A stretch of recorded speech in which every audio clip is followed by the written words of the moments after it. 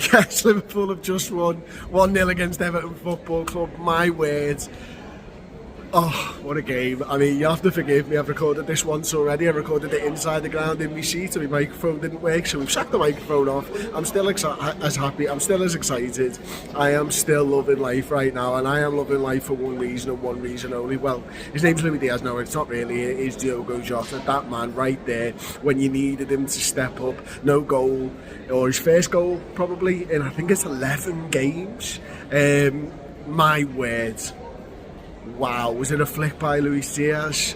Round the corner, Jota not in loads of space, manages to slalom like Alberto Tomba going down the slopes in the 90s that I used to watch on Ski Sunday, and he's in there through the Everton defence and the ball slotted into the back corner. My word, what a finish, what composure, what just brilliance. And this is a fella who just wasn't in the game too much really, was he? And then all of a sudden, bang bang bang, goal, Liverpool 1-0, and then the euphoria. That is what Anfield is about.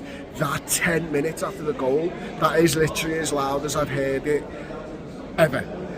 It's up there because it's Everton, because it's Jota, because we're top of the Premier League, because we know exactly what it means. And if you can bottle that emotion up, you are a billionaire if you can sell that. Do you know what I mean? It was absolutely ridiculous. The Jota song went on and it went on and it went on, and then 30 balloons are getting released all over the place, getting knocked over to the Everton end where we were right by the Everton fans, like they're knocking him in and all that type of stuff. It was just magnificent. It was euphoric. It was like, oh my days, what are we witnessing? This Liverpool side and Arne Slot and everyone who works behind the scenes are producing something magical for us, and we knew at the end we weren't going to be moved. I don't know where the 6 minutes of injury time came from. It probably came from the flipping foul by that absolute idiot of a goalkeeper, Jordan Pickford. I mean, listen, I know that I can go home now, watch those highlights, of which I'll be watching them by the way tonight. Oh yes,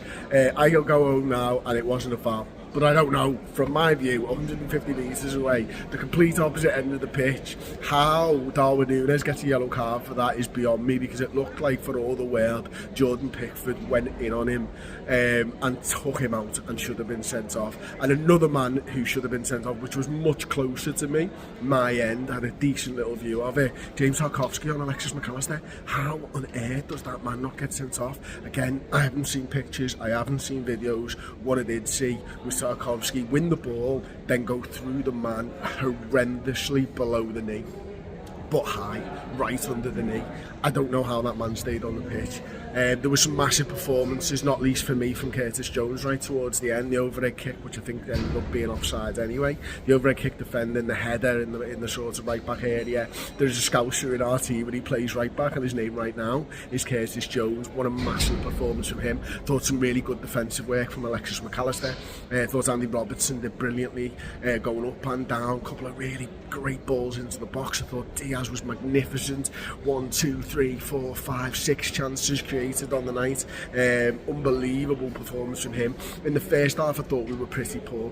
I thought we were too slow, too deliberate, and not using the crowd to our advantage in any way, shape or form. And that's actually what I kind of wanted before the games, not to treat it like a derby from Liverpool, but it just wasn't working at all. And but the only fella that was working was Diaz. He was beating his man time and time again, going inside, going outside to the byline, whatever, trying to whip the ball back in. Couldn't find Diogo Jota, couldn't find Dominic Szoboszlai. Salah just couldn't get past his man in the field. Gravenberch was on the ball far too much, but the other two midfielders weren't in the first half. Diaz was the only one doing anything. I thought our defending was pretty poor in the first half. I thought Konate was hand fighting like he was in Street Fighter 2 or something too often with Beto. But the best moment of the first half now, with hindsight, was watching Beto hit the post. My word.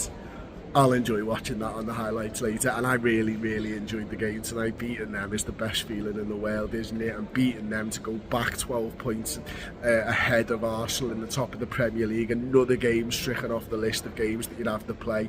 13 points, 13 points, 13 points. That's all we need. Up the Reds.